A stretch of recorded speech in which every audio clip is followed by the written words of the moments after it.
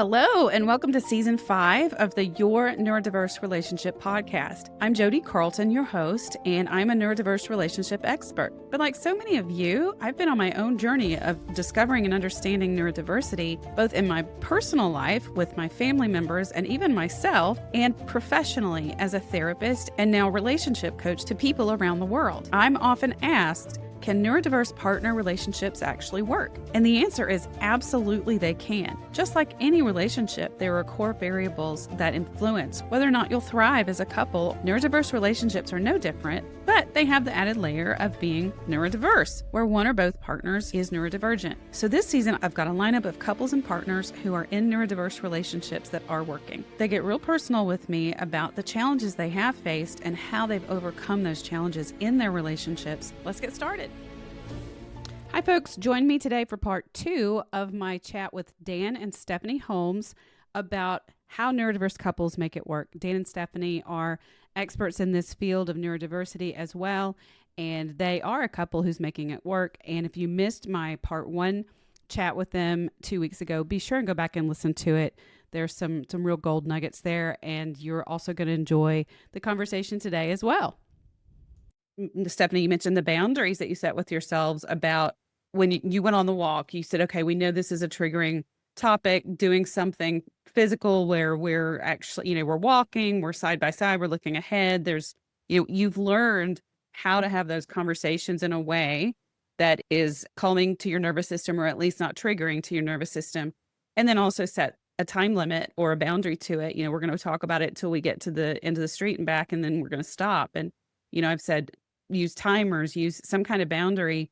Otherwise, you can end up 3 hours later and you're still talking about it and everybody's exhausted and now we're both triggered. And so those are some of the solutions, the elements of what make a neurodiverse relationship work.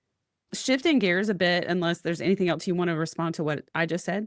I think the important thing from that situation of the old job, the new layer that was revealed. So we will continue to disagree on the timing of when he should have left that job. We're never going to come to a conclusion on that. But on that walk, the big thing that came out was when Dan would hear me back in, I call it our North Carolina marriage, complain about that job. He was hearing, you're not a good provider. You're not doing enough. You're not taking, the family into consideration. And when I was like, no, what I was saying is they didn't value you. I'm saying you are highly valued and they didn't value you. And he's like, oh, so you were for me. I was like, I was being for you. I was your advocate. I was your cheerleader. I'm like, they are not respecting you. They're not valuing what you bring to the table by what they pay you. He heard it as you're not a good enough provider. And so that would be his trigger. And then I didn't think he was being for me.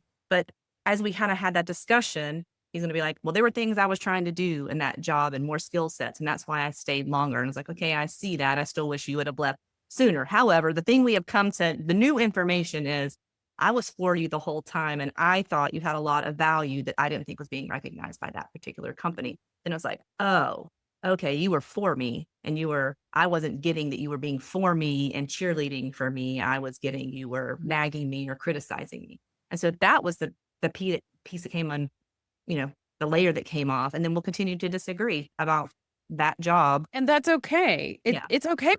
As human beings, we're not going to agree because we're different human beings. That's we're not going to. And like you said, Dan, getting to the absolute truth, the reality of when something like that, that's a classic type of interaction, conversation, conflict that people have.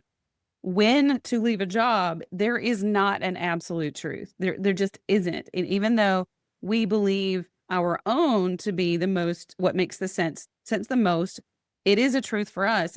Somebody else may have a different perspective on that. There is no absolute truth. And I do think that it's so important, like you said, for couples to recognize that you are going to disagree about things, but the goal of revisiting a topic is more from a curiosity standpoint to learn more about what happened, about yourself, your partner, and to gain some new insight about it, because then that helps to rewrite the narrative of who you are to each other versus, it just can help update things.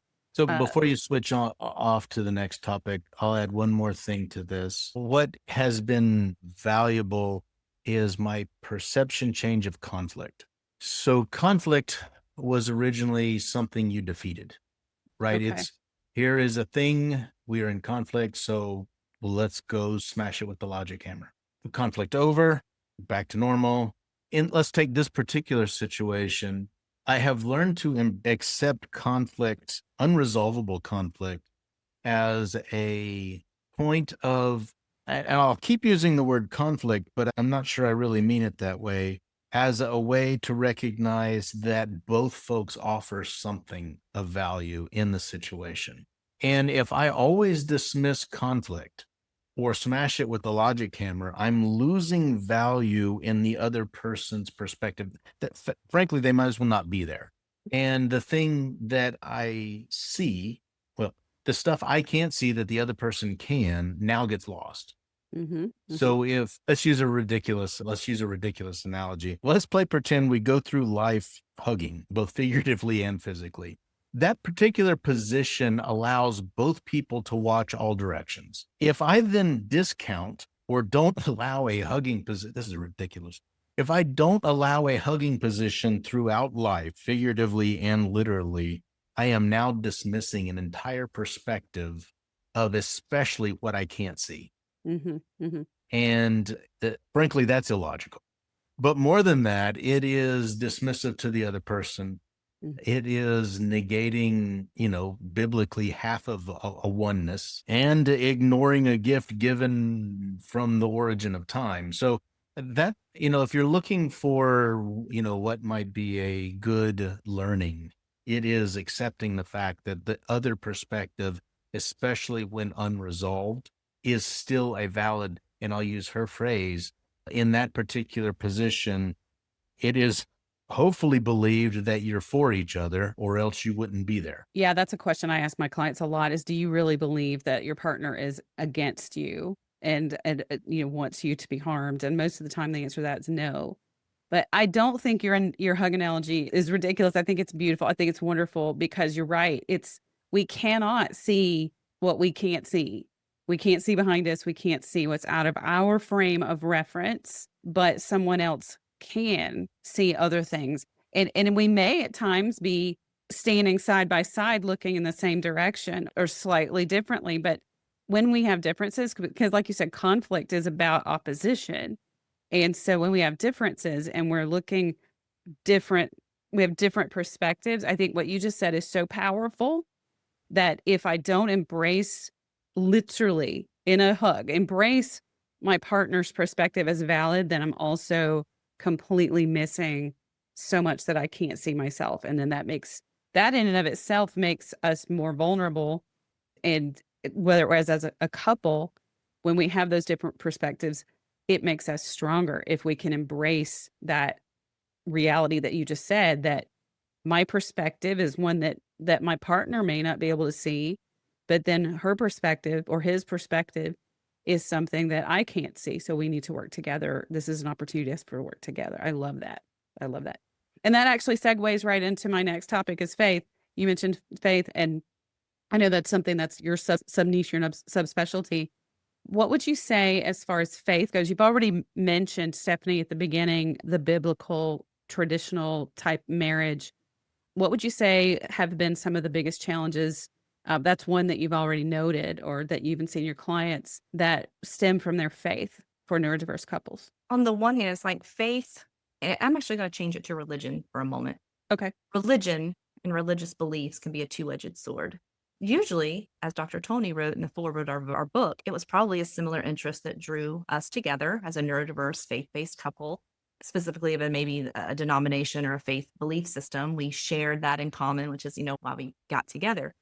But sometimes where it can be tricky is if the neurodivergent partner has taken like a belief or a faith thing and turned it into such a rule and a role that it can get turned into abuse really quickly.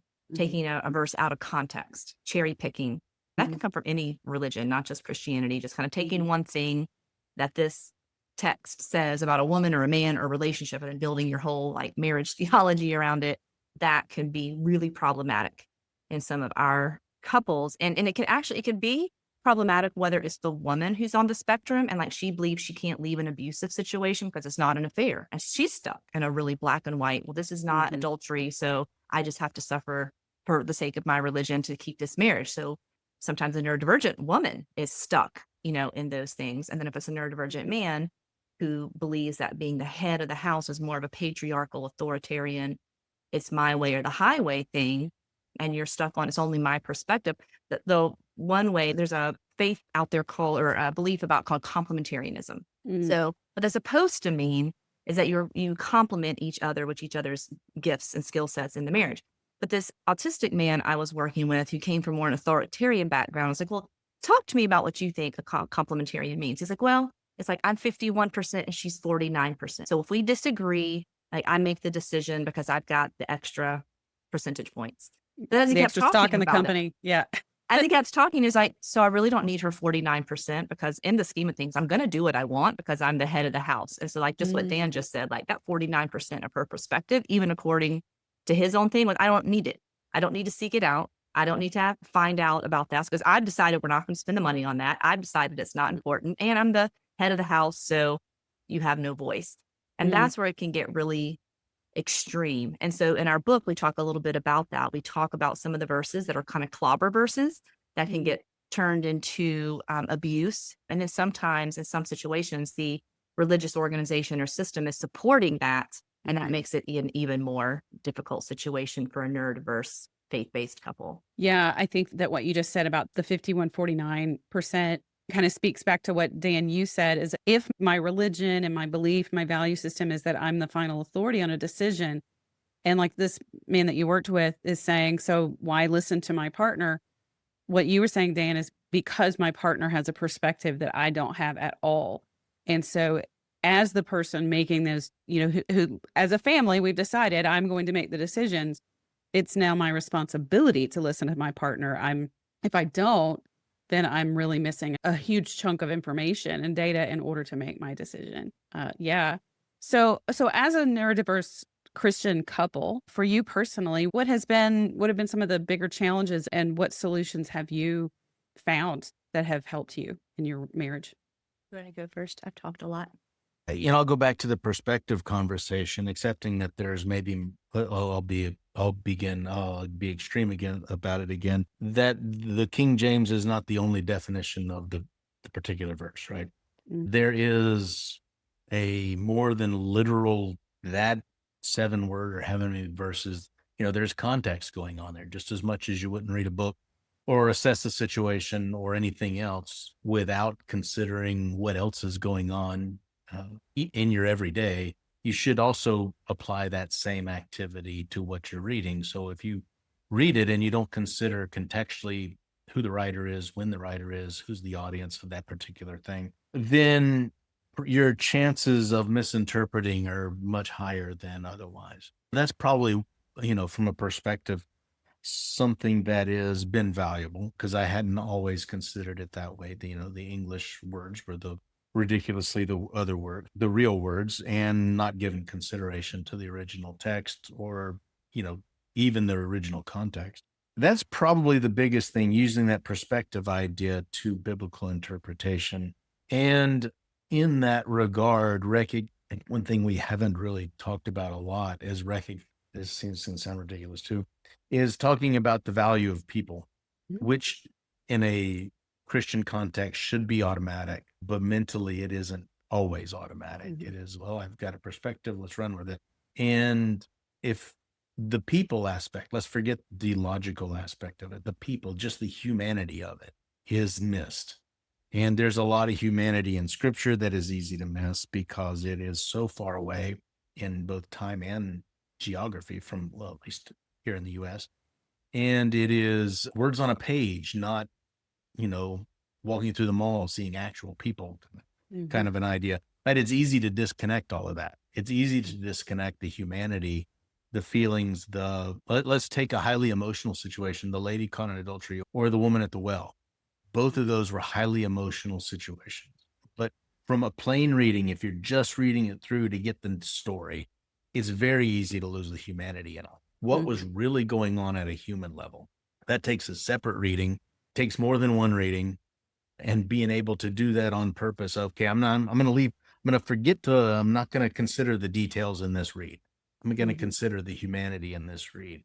Is just a completely different way to read than I'm going to read for information. And that's probably a learning that, I've consumed later. I mean, reading the book of John if you just read the book of John, I think it's one of the easier ones to do this with, just for the relational aspects of what's going on. Who are the players?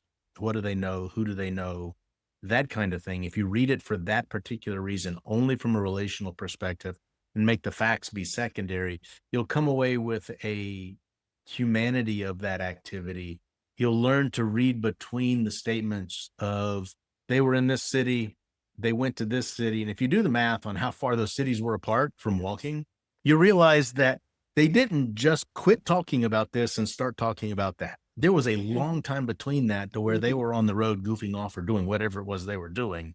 That added to the value of who they were in those moments. And so the starkness of Jesus said X or John said Y or whatever it is has a lot of background to it. There is a lot of humanity in that isn't necessarily written down, but is just as valuable, at least as valuable, right? To understand that this statement didn't come out of the void, right? And it's, you can take that same idea, apply it to, to your everyday as well. What all is going on around me, what all happened 20 minutes before, all of that kind of stuff. And if you consider that contextually, just as much as you should read the Bible that way, read the situation that way. Which kind of speaks to the whole thing that can happen, right, with an autistic brain and perspective. But sometimes ADHD is missing the social context, missing the social cues, missing the relational. What's not being said is also important as what's being said. And so I think that's what can be really difficult. Some of the couples that we work with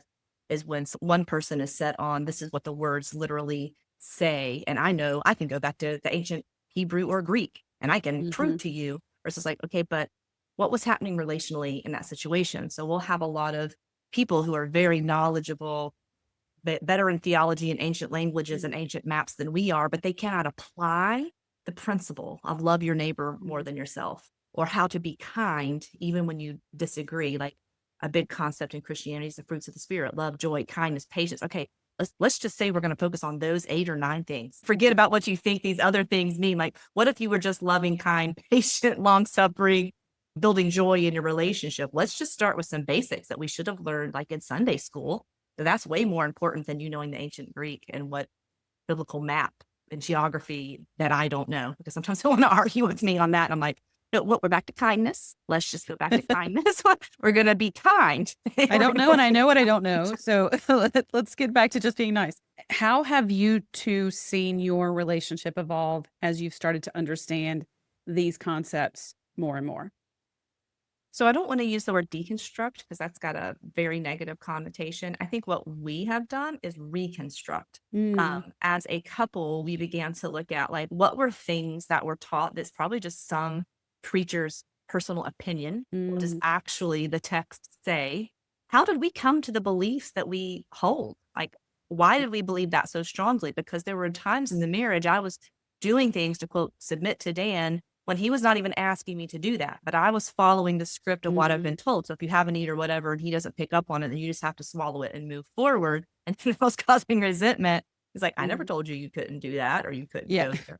So there was like a lot of like unconscious things at play. They just, over the past couple of years, we've made our spiritual life more relational versus like, he's going off and reading something and I'm going off and reading something. We're both doing our Christian lifestyle thing. But like, how are we doing that relationally and together, unwinding beliefs? Why do we believe what we believe? Is that actually accurate to the scripture? Being open to learn and hear each other's perspectives. Maybe he heard something on a podcast and he wants to share that with me and we can discuss it. We can come away with 2 different points of view, but the sharing of it, and again, no one's right. And some things we don't know. What is the context? We're guessing sometimes on some of the context. So I think that's really where we learned and grow, instead of being like 2 silo Christians living their life with some unconscious beliefs. Like, let's look at those, the why behind it, like what serves us in our system, what's still biblical, right? We still believe man and woman are married together. We don't bring in extra people. Like, that's still really important to us. There's a lot of other stuff about how we run our house that really isn't dictated. And so that's what changed things for us. I would say the last 5 years is when we really started doing that. Yeah. Yeah. And like you mentioned, you said reconstruct. And honestly, part of reconstruction is taking some pieces apart, taking them apart, but then rebuilding them and making them stronger. And so I actually like that analogy. So one thing I also wanted to ask you then is, we're talking about neurodiverse relationships and how to make them work. From your perspective as coaches, what would you say are some of the things, because a lot of neurodiverse relationships really don't work. And what are some of the ingredients, if you will, of a relationship that's really spiraling and not likely to survive? We've talked about what makes things work. Let's look at what are some of those deal breaker types of dynamics or elements that really create a barrier to people? I know what I'm going to say is my number one. So I'm going to let you go, because if you say my same one, then I'll shift. So what's your kind of like number one thing that you see? Oh, wow. Really the opposite of everything we've said. Maybe the first one that comes to mind is just being antagonistic. Mm-hmm. Everything is true or false. It is missing the forest for the trees, right? It's still common for me to miss the goal of the conversation because of word usage. And that's not the goal I'd have to figure out what the right word was or correct the grammar or whatever that thing was. And if that's the only thing you ever do, if I can't let go of Definition 2 of the dictionary, that specific small point in this interaction, we're never getting anywhere. Mm. And for me, it is, all right, that is absolutely unimportant right now. I can probably discern what's going on. And if I can't, instead of saying you use the wrong word, I could rephrase to, is this what you're trying to say? Mm-hmm. Mm-hmm. And if, at a basic everyday communication level where all of us live 90+% of our life, that level of genial interaction is critical. When nothing's ever going to get done, even the simplest of activities is going to be incredibly hard. And you can't build a stronger connection or go into any level of communication deeper than, will you get milk on your way home? If you can't get milk on your way home without it turning into a mess. And, as long as you're actively fighting, as long as getting milk is hard communicationally, you're never getting anywhere. It is letting go of the things that prevent getting milk from getting hard. And so you're saying the spotlight is in the wrong spot sometimes. Right. It's on the details that don't matter versus the actual goal. Correct. There's a time, like editing a book, to where being excruciatingly critical is necessary. Mm-hmm. The vast majority and I'm good at that, but the vast majority of life doesn't need that. Mm-hmm. The wrong tense of, can you get milk or whatever on the way home doesn't need that level of scrutiny. It is, I've got a need. There might be something going on and I can't type all the letters right now. Maybe I'm one-handed because I've got a cup of coffee in my hand. That is unknown. But the general idea is, we don't have any milk and would you bring some home from work? That's all we really, let's get to that. And if you can't, it makes everything else so much harder. Okay. Thank you for that perspective. Stephanie, did you take yours? No, I thought he was going to say curiosity though. But maybe the opposite of being argumentative is being curious versus. Well, she asked what makes things hard, not what makes things easy. Okay. So I'll give mine as, I think, and I've stopped taking people on that I think are unteachable. My new phrase is, if you're unteachable, you're unreachable. And it can be either person. I'll pick on the neurotypical spouse first. Mm-hmm. If your concept is, we are going to skill this person up to neurotypical skills, or I am right because I am neurotypical and you are wrong because you are neurodivergent, or you go off and you go do your therapy and counseling time when you're all fixed, then we'll do a couple stuff and you're not willing. If the neurotypical is putting all of the problems on neurodiversity, that's not a teachable situation. And I have to tap out. Like, I can't, because I'm a mom too. So when I'm hearing you say those things, I'm hearing you say that about my daughter. So Oh, I'm I not can going to be relate able to to hear all of that. Yep. the world is terrible because of neurodiverse, neurodivergent people. Yes. So Yes. that can be like the unteachable. And in neurotypical, if you feel like your marriage can't be good unless it's a neurotypical style relationship, you need to check yourself a little bit for ableism, Mhm. because you can have uniquely us relationship. Mhm. We've got to build what's unique to us and works for us within our belief systems, all of that, and our family system that may look completely different from you, because it's unique to us. And we're going to, our goal is to help you find uniquely you. For the autistic person, if they come and they're unteachable and that they don't want to understand her emotion, the other person's emotions, they don't want to, like, reason and logic is always better than emotion. And I don't want to do the relational thing. I don't want to. This relationship works for me. The problem is her. She's just emotional. She's just too needy. She's just too sensitive. We could just go back to the way we were, where we didn't talk about the autism. We didn't talk about needs and just let life go. Like, that's an unteachable person to me too. So the counterpart then is just being teachable, willing to make mistakes and that's the grace part in the title. You've got to gracefully go through the maze together, because if I'm trying to coach a man on doing something different for his wife and he makes a mistake the first time and she jumps on him with 2 feet because he didn't do it, execute it right the first time, I'm like, he's been doing it this way for 40 years. There's gonna be some mistakes in the process. Takes a little while to change a habit. If you shame him for trying and not meeting your expectations, the likelihood of doing that again, not gonna happen. So I think he is a helper. And then if you're not teachable, because sometimes neurotypicals can be rigid too on what I think marriage looks like. And if you're stuck in marriage looks this one way, you're not teachable. Marriage looks this way, love looks this way, showing me that you care looks this way, and that's the only way. Yes, yes. So what you're summing up what, I refer to capacity, willingness, and motivation. You're kind of summing it up all in one word, being teachable. And I love that. And I do think that it's important for individual partners who are listening to assess not only themselves, am I teachable? A lot of people are like, oh yeah, I'm teachable, but are you? And then a lot of people have partners who are not teachable. And then it's important to look at, okay, now what? If we're in a relationship where only one of us is teachable and the other one's not. And then I have a whole other podcast series on navigating that with Mona Kay from the spring of this year, 2024. So go back and listen to that if you're at that point. But okay, so all of that is I think so helpful and relevant to everybody listening. And so thank you both for sharing so much about your own personal stories and perspective and in your relationship. So talk to us about the book now. Let's hear about it. So kind of on the market, what I was seeing was just a lot of personal stories. Like, maybe, like, I love Dave Finch, right? So the best practices. And he kind of writes about his way and how he kind of came about it. Or maybe another couple wrote about their specific marriage and how they recognized this or did that. And maybe a clinician, wrote a book on kind of what they're seeing in their practice. And I think were helpful.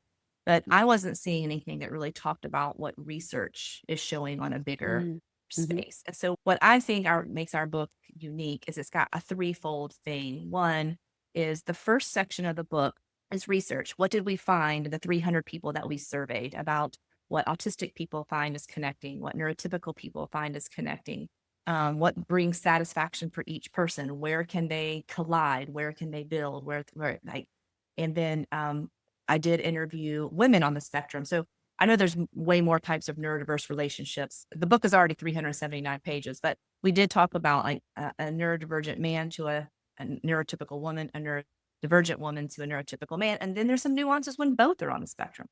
It's been believed that if both person were neurodivergent, that makes it easier. And actually, that's not what we found in our research, because if they have different sensory profiles, that is a huge problem, because that's the problem to solve, not their different, not their same neurotype.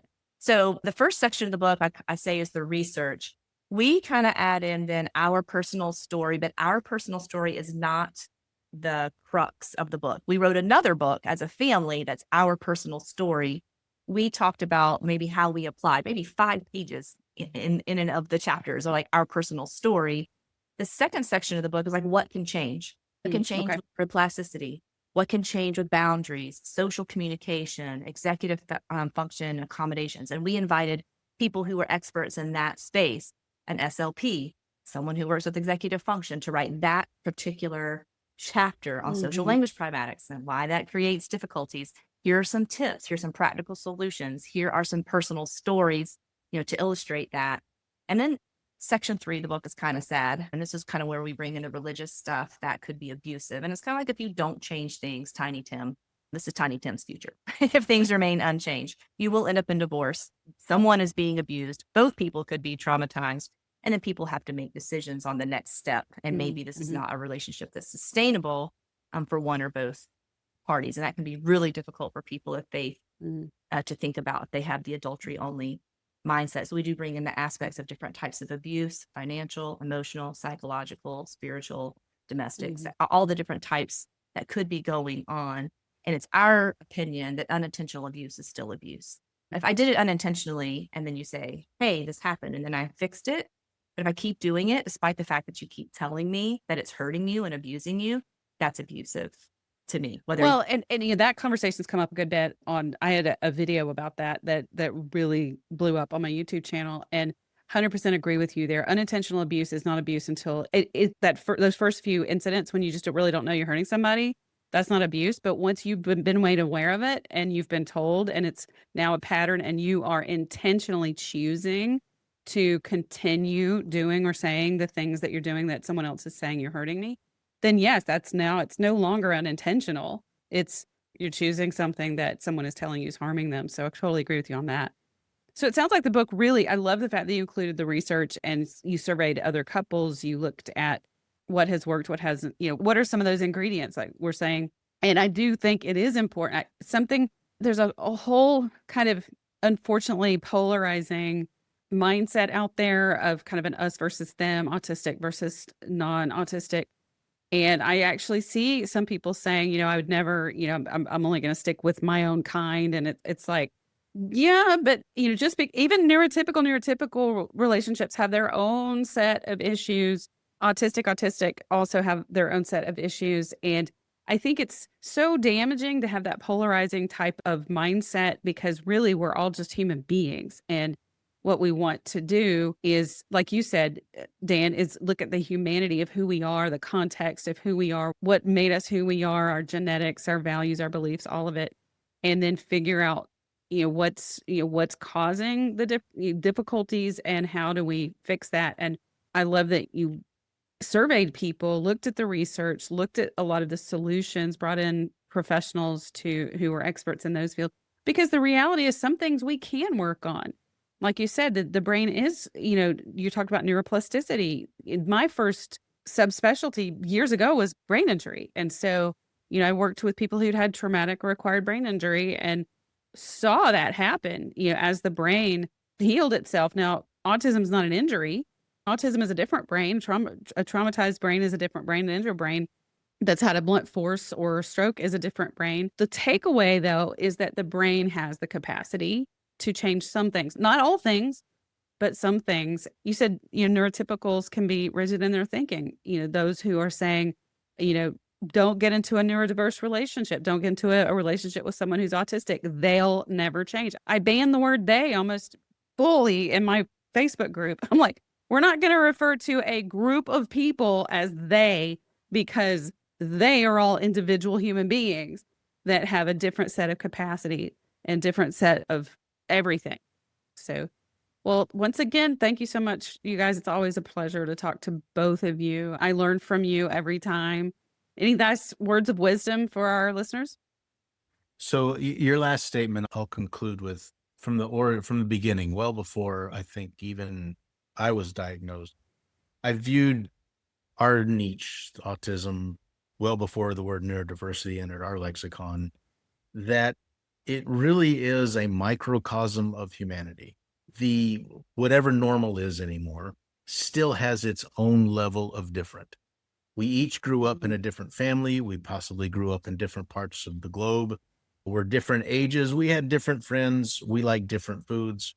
Different is about humanity, and it's not wrong. It's good. That level of different is good. And what I think we are doing is exposing the value of different using a neurodiversity microscope, because that's an extreme version of different. right? Because Mhm, it mhm. expresses itself in so many different ways.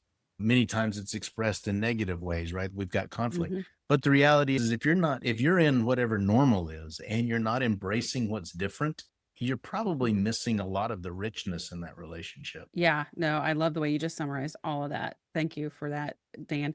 Stephanie, any last words of wisdom from you?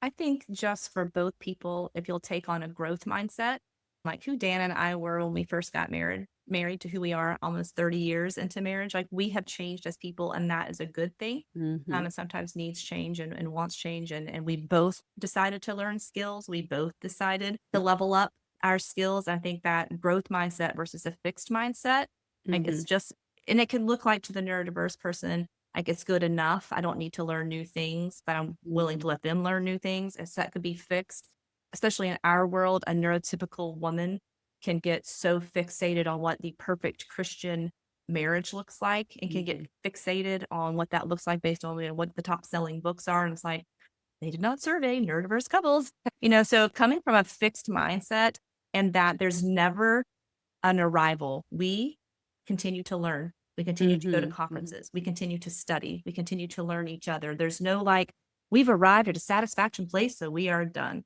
We've decided to be students of each other and students of our brain types and students of relationship and helping other relationships. It's a lifelong commitment. It's not Mhm. just a one and done. I did what I had to do to get out of Jodi's coaching or Dan's coaching or Stephanie's coaching. So we're good now. It's like, think of your marriage as a developmental milestones. When you hit another snag, Mhm. it's okay to come back and get new skills because Yep. you were once parenting teenagers and now you're empty nesters and now you're empty nesters to caretaker of a parent or now you're retired. All of these things require different skill sets. And so if you can Mhm. get it in your mindset, that's why I like coaching versus therapy. You come in, you learn your skill. It's like double dutch. You jump out, but get back in line. When the next little developmental thing happens in your marriage, you're probably going to need to double dutch and learn again. Yes, And I think that's all very powerful too, that growth mindset. A lot of people say to me, they're 25 years in and they say, this is not what I signed up for. It's like, well, yeah, but when you signed up, you didn't have 25 years of life that you've lived and experiences and stuff that's happened. So yeah, I love what you said about we're never done. It's a constantly evolving thing that we can as we go. I mean, as developmentally we go through different stages and different things. And it's good to go back to coaches or read another book or, to learn more. It's about growth and learning. All right. Well, again, thank you both. And it's always a pleasure. All right. Thank you. That's a wrap for today's episode. Be sure to subscribe or follow the podcast so you won't miss any of these amazing interviews. And as always, if you're benefiting and enjoying this podcast, please give us a review. It really helps other people know that this podcast is really beneficial and worth listening to. Thanks for watching on YouTube or tuning in to your favorite podcast platform. And don't forget to visit me online at jodicarlton.com for more resources. I have assessment quizzes, educational articles, courses, and more. And if you have any questions, just reach out to my team at gethelp@jodicarlton.com. Until next time.